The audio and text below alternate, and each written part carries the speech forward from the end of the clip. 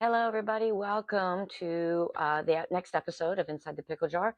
This is part two of my conversation with Mark Steiner. If you did not hear the first half of this conversation, I just want to give a quick intro to Mark. He is the co-founder and CEO of GigSalad, which is the leading online marketplace that has connected over 4 million event planners with entertainers, speakers, and service providers. His path into entrepreneurship actually began in the world of acting, film sets, and talent representation, where he discovered his passion for helping creatives find those opportunities to do what they love. Mark was adopted at birth and then later diagnosed with ADHD, which I know many of us can relate to that. Mark is full of empathy, intuition, and emotional intelligence. You'll hear that in this conversation very clearly. And he leads with compassion, trust, and a belief that business should feel meaningful rather than transactional. In his view, when one person succeeds, everyone should rise with them. Mark is a natural storyteller, and he speaks openly about leadership, vulnerability, creativity, adoption, ADHD, and building a business that prioritizes humanity. His voice carries sincere warmth, honesty, and vision, and he believes that the best ideas are the ones that make life better for others. Where we left off with part one was Mark talking about how he really believes in creating culture for his company. And we're going to pick back up. I'm going to back up just a little bit so you can hear some of what he has to say about that. And then we'll lead forward with where it goes as he implements, as we shall say, his ADHD and how he runs his organization. Please join me for part two with Mark Steiner. I never even went to college, let alone had to, have an MBA. Like that's what I thought. The classic, I'm not smart like that. I don't know the books. I don't know how to analyze this stuff, but I had emotional intelligence. And that's how I led. I knew about culture, how to create an amazing culture. And so, um, That's a really yeah. great point because, Richard Branson has talked about how dyslexia has shaped the way he thinks, like Mm. big picture thinking, intuition, risk tolerance. And so when you look at the way you built Gig Salad, do you see your ADHD in it? Do you think you would have built a different company without it? Oh, yeah, I'm not sure it would exist. I'm not Mm. sure it would be, I don't know that there'd be a gig salad. And if there was, it would be a very different gig salad. Yes, Got Steve it. and I, my co-founder, we met in a church in New York City, and so we had that as a connection between us, and so from a values place, morals, ethics, we knew we knew what we wanted to create from that standpoint. We knew we wanted to be a place that gave us a playground to do what we wanted to do, have fun, see if we could make something grow. We were best friends, and so this was a great opportunity for us to just be creative together. And then as we needed to start hiring people, the culture was super important to me and to both of us. I mean, I think it was probably more so to me, but I was now in this, I was in the catbird seat. I was in the sweet position that if, by golly, if I'm going to be spending a third of my life with people, I'm going to create an environment that I'm going to enjoy, I'm going to have fun, and I would hire based on enthusiasm. I would hire based on did I did they catch my vision, and are they excited by by this mad scientist and what he wants to create, this dreamer. And that was what I was looking for early on. We're a bootstrap company, so we put a couple $1,000s into this, and that was it. So as we made money, we put it back in, and I would hire people and say, "Hey, listen, we don't have a lot, but if you'll come aboard, I promise you'll have a great time, and as we grow, you'll grow." And that was it. And so I wasn't often hiring for any specific talent, because really early on, I was just answering phones, replying to emails. Then we got into more, we had to start hiring developers and some other more different skilled people. But really it was, I want to I want to surround myself with people that I like and I trust and I think I'm going to be able to have fun with, and that they like and trust me. And that was the criteria. And that's that was without knowing it, this was my EQ, my emotional intelligence. Because again, that was something I learned about well into that. I was around 2015, 2016 is when when I read the first book about emotional intelligence by Daniel, and and again, that was an iteration in my sort of understanding of myself and the culture that we had created, without knowing the terms, without knowing what I was doing. That's what was happening. Yeah. And so belonging is something that you've had to build. And it wasn't really handed to you in the way that it might be for someone who grew up knowing exactly where they came from. You talked about adoption and exactly how their brain worked. Does that show up in how you've built Gig Salad's community? And is there something intentional there? Entirely intentional. Very, very mindful of what I was doing. Again, in spite of feeling like I didn't belong, you know, I always thought my biggest contribution was having a bright idea. And I've had lots of ideas in my life. Not always super great at execution, but I I certainly have great ideas. And I had that great idea, and had it not been for Steve to help me execute it, it wouldn't have happened. And then had it not been for the next person, Locke, who was the developer that really made it what it is, it wouldn't have happened. And each person that came on board, I realized, have to give, I have to attribute to our success. And Yeah. that's the way it's always been. And though I was the natural fit to be the CEO. This was my baby. This was my company. I had the vision, and I felt like I could point the way and say, here's where I want to go. Now go do it. And I gave a lot of autonomy and a lot of freedom. I wasn't a micromanager. And it was like I then was able to hire skilled people or cultivate the talent from within Mhm. and say, come on, guys. And I was just the biggest cheerleader. Like, come on, we're doing amazing stuff. We're doing great stuff. Let's go. Let's go. Look at the people. And I always just wanted people to feel valued, and I wanted them to feel like they belonged. I wanted people to enjoy and love the work they were doing as much as I did. Mhm. But even still, I often would question, do I belong here? Do I Oh, really belong here? Is that kind of that imposter syndrome that sometimes people experience, um, which, I've now come to realize really what, again, because of my condition, that was part of what was going on. Uh, but yeah, belonging that's a powerful word. That's a good word, Tanya. I'm glad because that I haven't thought about it. I don't think I've actually thought about that, but I've I always would say to my team, we used to have these inspirational interludes once a week, and I would try to. It was kind of intentional. It was sort of this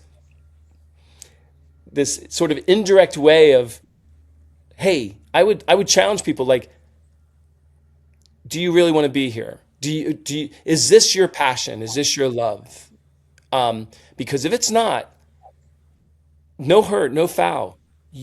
Go on, find your bliss. And it could be, again, it came from a really sincere place of, I feel like the most fortunate, blessed man in the world. And I want that for everybody because I believe that everybody has a gig.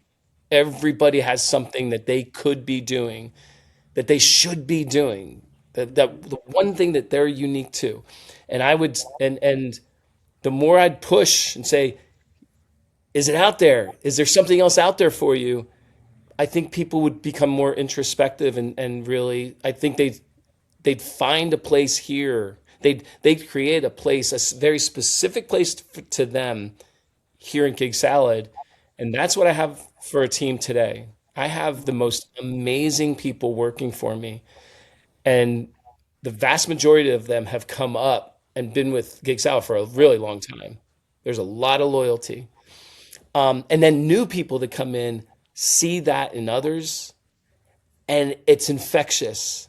So they immediately come in and be like, okay, where's my piece? I want to plant my flag over here, and I'm going to be really special and unique in my position doing this like nobody else can do. So yeah, belonging, having a place to belong has been a lifelong, sort of yearning of mine.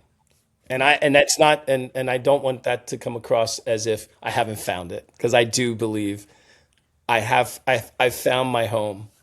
I have an amazing family, and so I don't have that insecurity anymore.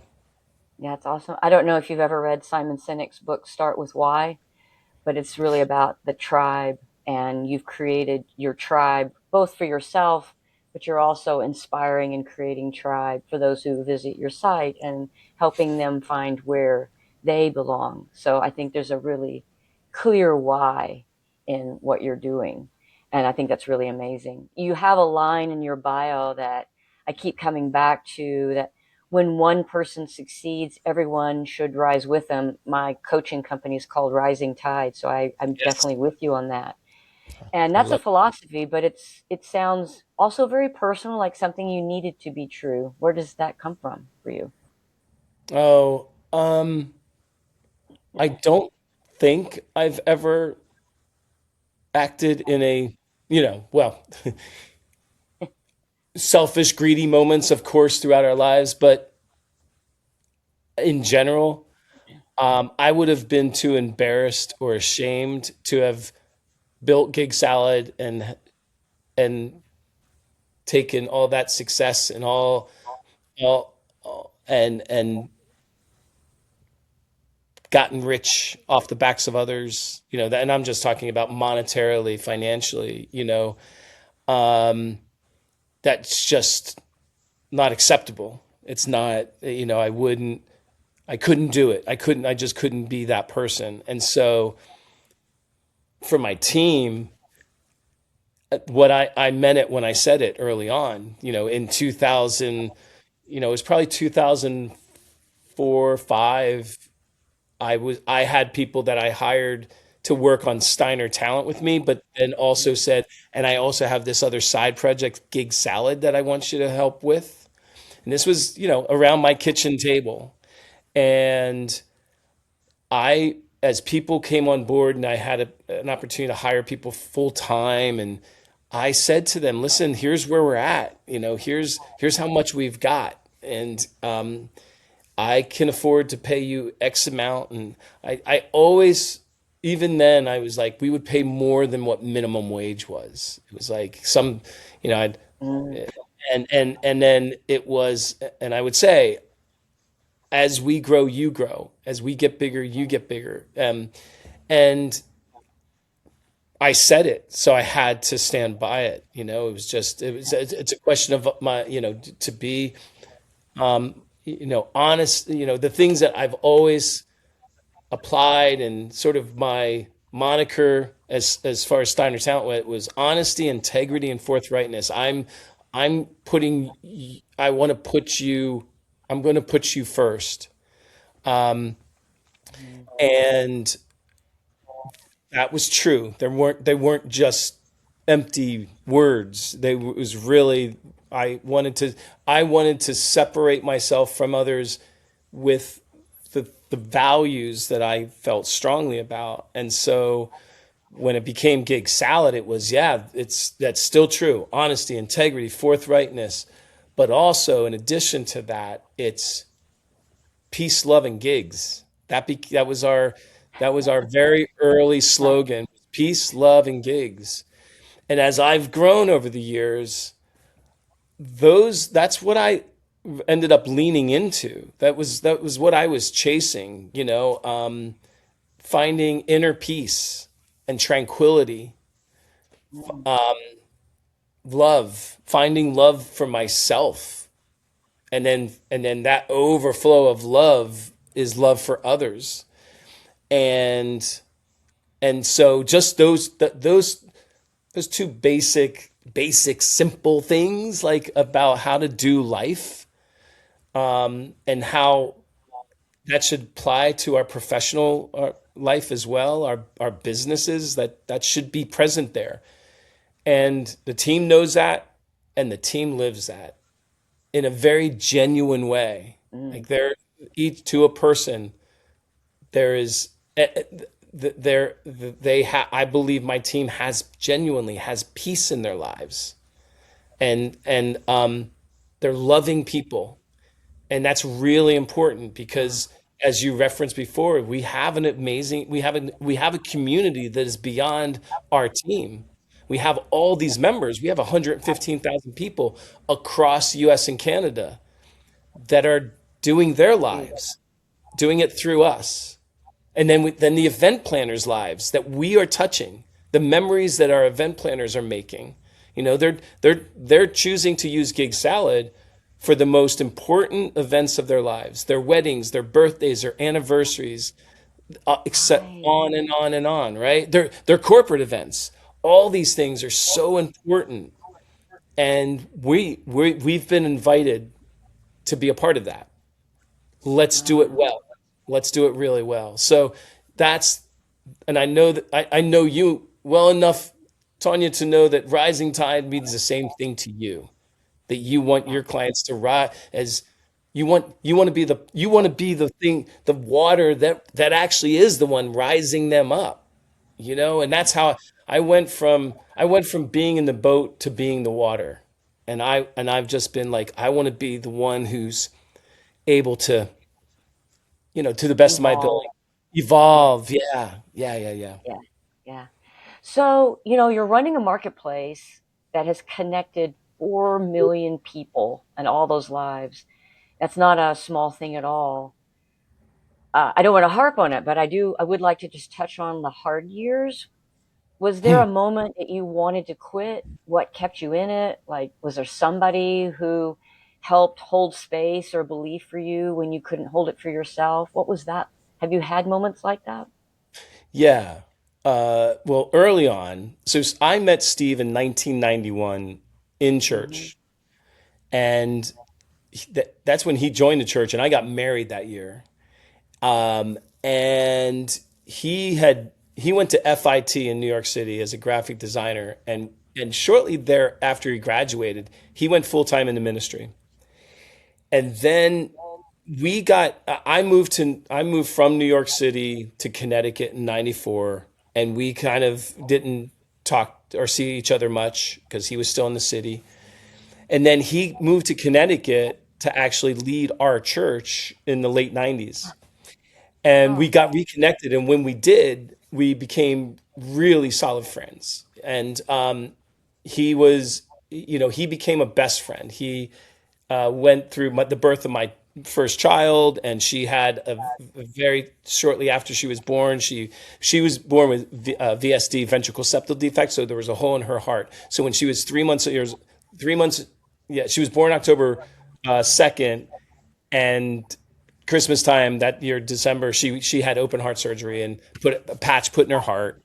At, and they were right there by our sides, and it was a very trying time, but I got a lot of support, and then he got out of ministry and started designing websites a couple years later, and ah, that's when he had moved away, and then we started working together professionally, and then and my one of my love languages is this: when I feel intimate and close to somebody, I want to do business with them. I think, wow, if we get along so well, um, how much fun would it be if we did something enterprising? And so that's what happened with Steve. That was the first time I had a partner in business, and I thought, let's do this. And the first, I would say, from about 2002 or 3, for the first 7 years, we prayed together every single day. Wow. We never lived near each other. When we started Gig Salad, I was in Connecticut and he was in Rhode Island. But we would talk every single day. And he was my best friend. And that's what our partnership and relationship is what kept Gig Salad alive in the early time. Then, and then when we launched, it got real. We bought a building, and I was running Steiner Talent, and I become a landlord, and I become a general contractor, and I'm trying to do Gig Salad. There was 4 or 5 different hats that I was wearing. My young family was, by that point I had my second child, Luke, and he was going off to kindergarten. So that was the year that I went from working out of the house to driving my kids to school, and then off to the office I went. And it was very stressful at times. And I never wanted to give up, but it was stressful. I just needed a lot of support and therapy and counseling.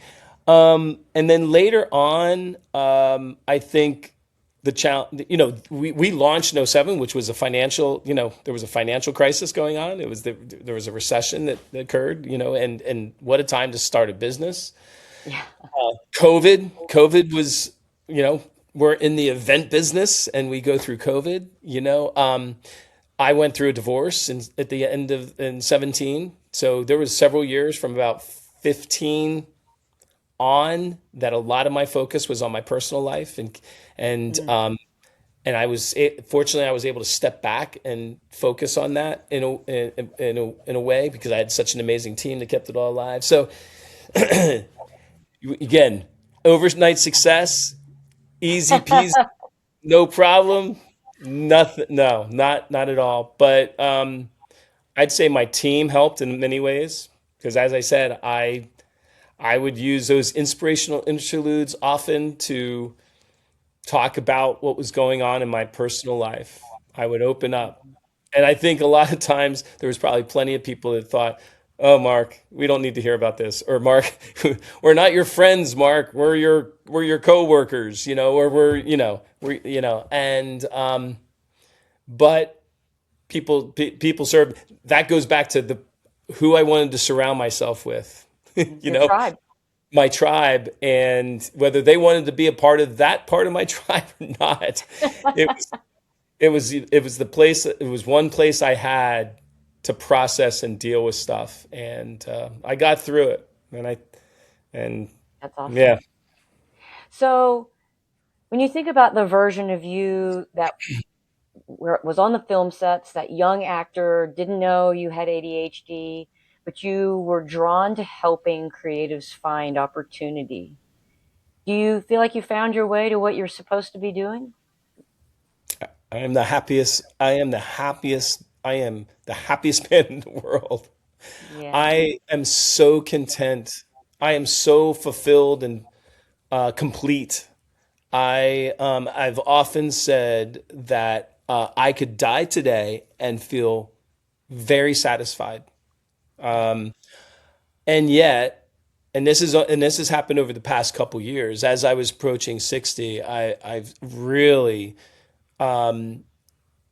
was very mindful that I started to make some choices in my life regarding my health, and thinking I want to I want to live. Excuse me. I don't. Excuse me.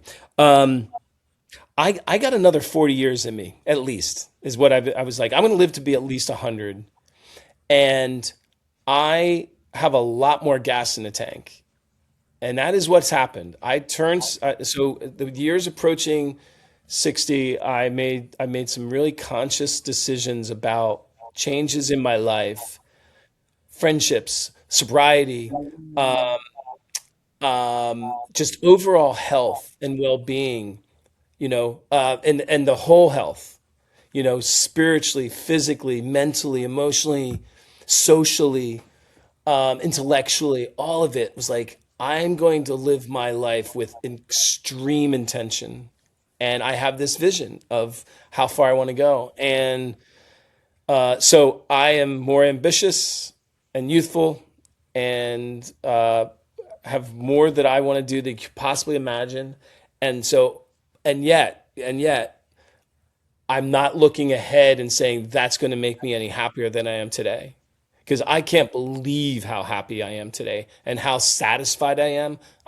Because I've been saying this for many years and it keeps getting better. It keeps, I'm overwhelmed by how amazing my life is. And so, yeah, I'm, You I'm found it. good. I found it. Yeah.